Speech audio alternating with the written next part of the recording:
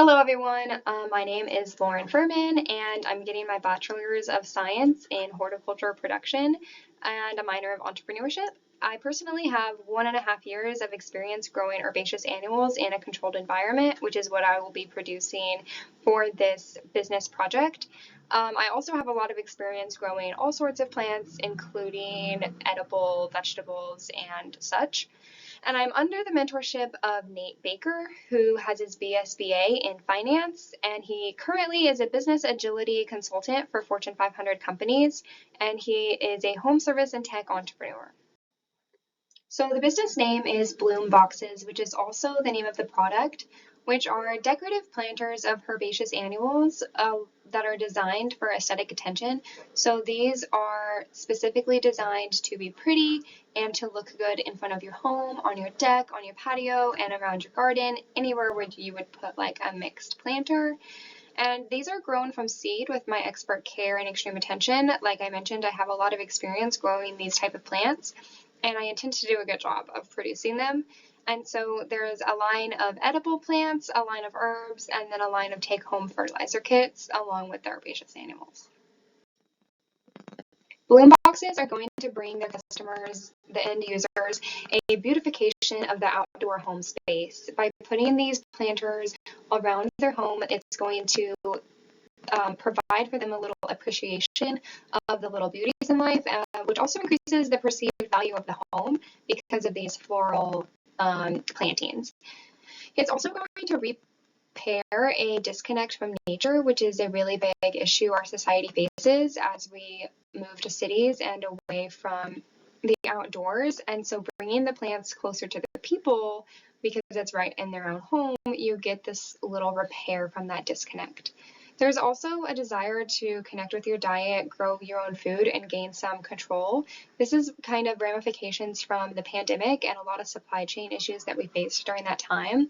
And so Bloom boxes, specifically the edible ones, provide a way to connect with your diet, grow your own food, and gain some of that control. This is a cited research example I have about that disconnect from nature and how Bloom Boxes aims to repair it. So as humans, we are creatures who evolved from an environment that was very green and we lived in it. And as we move more towards cities and away from those outdoor spaces, we have this disconnect which really impacts our mental health.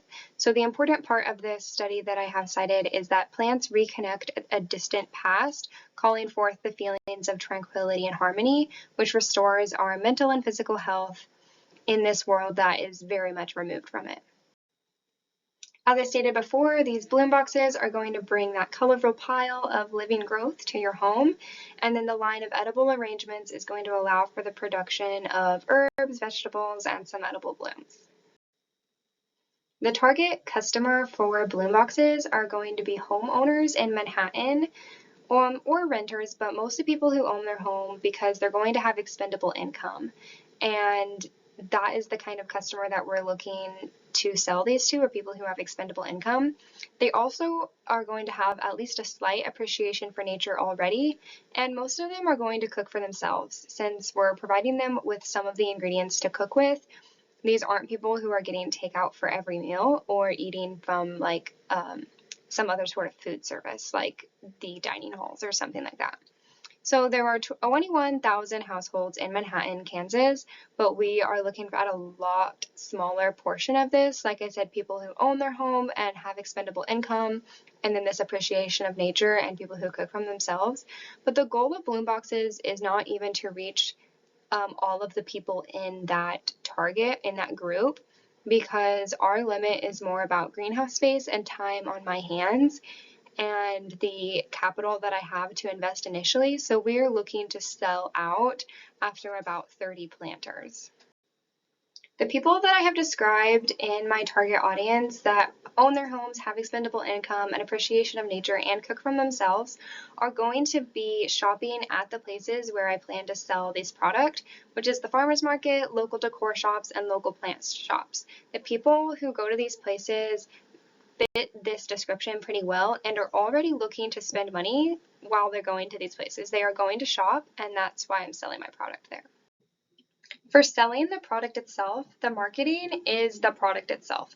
It is a showy, large, eye-catching product that is going to be on display at the markets where people are ready to shop. At the interactive markets, like the farmers market and not the local shops, I plan on having samples of some of the edible blooms that people can try.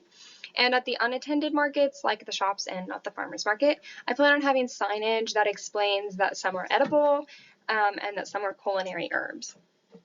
The channels for selling this is going to be setting up the relationship with the local shops and paying for a booth at the farmers market, and then delivering my finished product to the to the shops and setting up a watering plan with them, and then attending the farmers market with my physical product. So I've talked a lot about my product itself, but let's talk about the competitors who are doing something similar.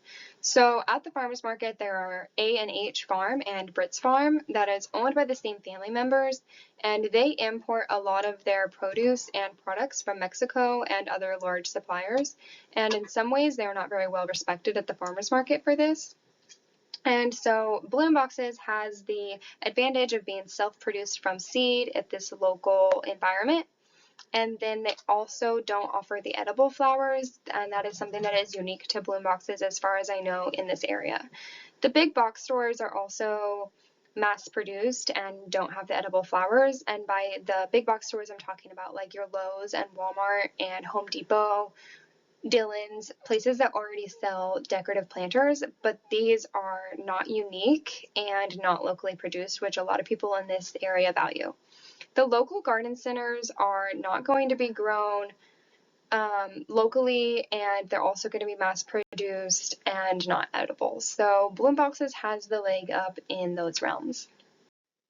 All right, let's dive into the business model. For the revenue, it's basically all product sales. The 4 lines for this are the herb planters, the mixed edible planters, the purely ornamental and aesthetic planters, and then the fertilizer kits that go along with that.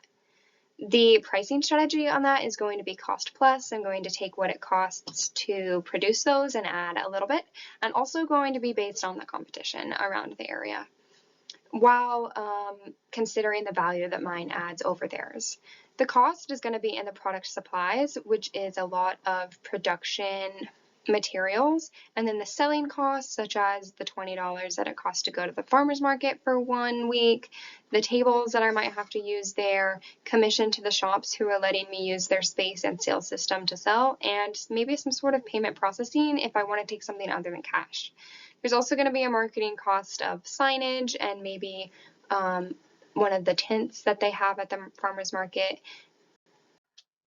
This is a breakdown and total of my perceived costs. So we have some of our production costs like the seed, the growing media, and other production materials, and the finishing containers, and then some of our sales costs like the market booth, the tables, the signage. Also in the product cost are the fertilizer for the kits, and then the packaging for the fertilizer kits, and then the commission to shops for selling is a selling expense. And this is a total of $442.40 in perceived costs. So here I have a look at our revenue and our profits. So there's 4 revenue sources that are straight from product sales, and that is the 3 lines of planters, the edible, the herbs, and then the herbaceous, along with the fertilizer kits. So we're looking at 30 planters total, evenly divided between the 3 varieties of planters for $10 each, selling for $20 each, meaning $200 from each of those streams for a total of $600 from the planters themselves, and then $50 from the fertilizer kits, assuming that 30% of the planters are sold with the fertilizer kit, which is 10 kits at $5 each, which brings our total revenue to $650. And if you subtract our costs of $442.40, we get a profit of $207.06. It's important to note on this slide with revenue and profits that after 1 round of selling, the business is done. This is not a product that you're going to sell throughout the year. You could in certain realms, and on a larger scale, it is more profitable to do that. But according to in correspondence to the time that I have and the resources that I have and how long I'm going to be in this certain market, close to my business. The goal is after one round of selling, the business is done and growth is not necessary for the current business plan, which I think is important to note, that the goal is for this small amount of product to sell out and then be done. I do think that there's some variability here with the amount of planters total. When it comes time, if I end up having access to more space and more transportation means, maybe if I cut costs in some realms, then I could spend more on transporting product and stuff like that. There might be opportunity. Also with the weather, if the weather warms up, I could produce more product outdoors. A couple factors could go into more planters being produced, but right now we're looking at the goal of 30 to make sure that I'm being realistic with what I am working with. So the work still left to do, broken down into these categories, looks like securing those selling sites that I just mentioned, acquiring the production supplies, which I already have promised access to a lot of these supplies, just need to pay for them in some cases. Actually producing the product, which will take a little bit of time, and then assembling it, delivering it to the production sites, and then attending the farmers market, which are the final two sales steps. And in there is going to be the minimal viable product round 1 and 2. I decided to do, for my minimal viable product, the design and the production plan for the herb planter, because the finished product will not be done growing soon enough to present that as a product at that time. And one of the online services, such as social media and websites, don't fit my business plan.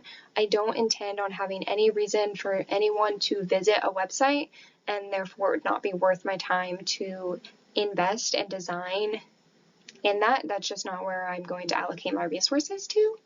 And so I have the design and production plan in there as my minimal viable product. And all those lead to completion of the product.